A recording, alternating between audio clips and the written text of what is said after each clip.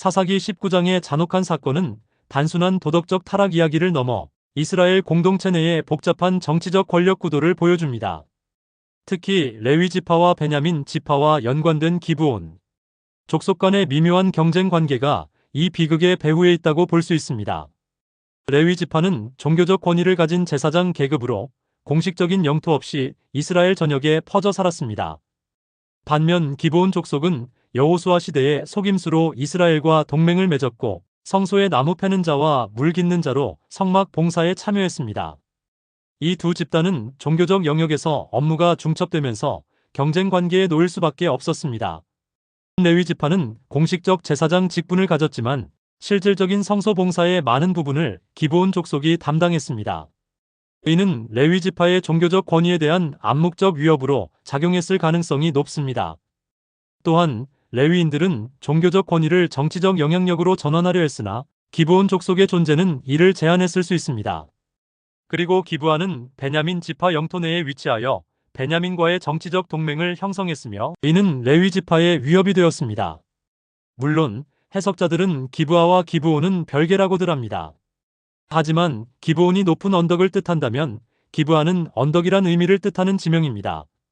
성경에서 기브온을 직접 비난하지 않은 이유는 여호수아와 조약을 맺은 이방 민족이기 때문입니다. 기브아는 그저 상징적인 의미로 쓰인 것입니다. 정통 지파 베냐민의 도시이면서도 이방처럼 타락하였고 그 중에서 가장 나쁜 짓을 한 기브아를 욕하는 것처럼 보이지만 실제는 기브온을 간접적으로 공격한 것입니다. 기브아는 기브온보다 더 이방 같다는 역설적 상황도 강조하기 위함이지만 결론은 권력을 차지하기 위한 암투에 불과했다고 보입니다.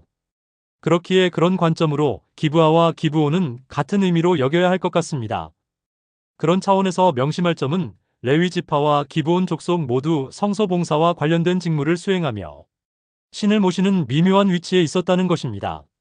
레위 지파는 혈통적으로 이스라엘의 일원이며 야훼 신앙의 정통 수호자로 자처했습니다. 가나안 원주민에 속한 기브온 족속은 외부인으로 비록 이스라엘에 편입되었지만 여전히 타자로 여겨졌습니다. 이 대립은 누가 진정한 신의 봉사자인가에 대한 근본적인 정체성 갈등이었습니다.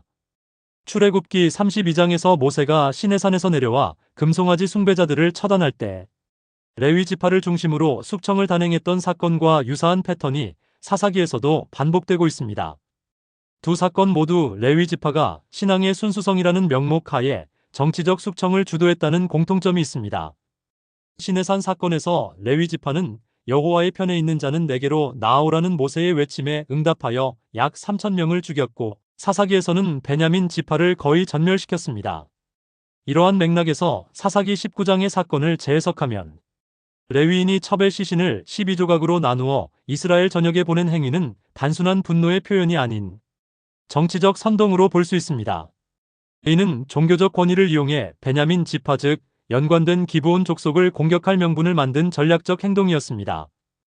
또한 사사기의 레위인이 무명으로 등장하는 것은 이 인물이 개인이 아닌 레위 지파 전체의 정치적 행동을 상징함을 암시합니다.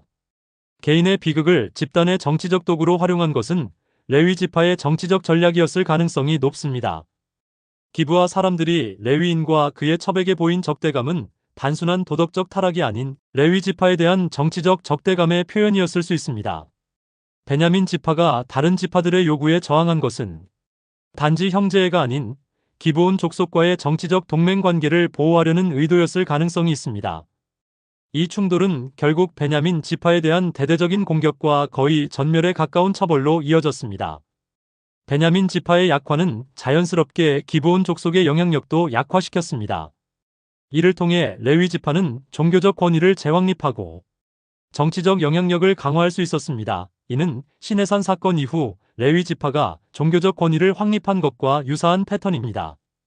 기브온 족속은 이스라엘 내부에 존재하는 통제된 타자였으며 이들의 영향력 확대는 레위 지파에게 위협이 되었습니다. 사사기의 내전은 이 통제된 타자와 연합한 베냐민 지파를 응징함으로써 이스라엘 내 외부 세력의 영향력을 제한하려는 시도였을 수 있습니다. 이 사건은 왕정 이전 이스라엘 사회에서 종교적 권위와 정치적 권력이 어떻게 상호작용하는지를 보여주는 중요한 사례입니다. 이스라엘의 왕이 없으므로 각기 자기 소견에 옳은 대로 행했다는 사사기의 주제는 단순한 도덕적 혼란만이 아닌 중앙 집권적 권력 부재로 인한 정치적 갈등 상황을 의미하는 것으로 해석할 수 있습니다. 이처럼 사사기 19장의 비극은 단순한 도덕적 타락 이야기를 넘어 레위 지파와 베냐민 지파의 경계에 숨어 살던 기브온 족속 간의 복잡한 정치적 종교적 권력 경쟁의 산물로 볼 수 있습니다. 더 나아가 이 사건은 시내산 사건과 마찬가지로 레위 지파가 주도한 정치적 종교적 숙청의 패턴을 보여주며 이스라엘 공동체 내에서 정통성과 타자성이 어떻게 정치적 권력 투쟁의 도구로 활용되었는지를 드러냅니다.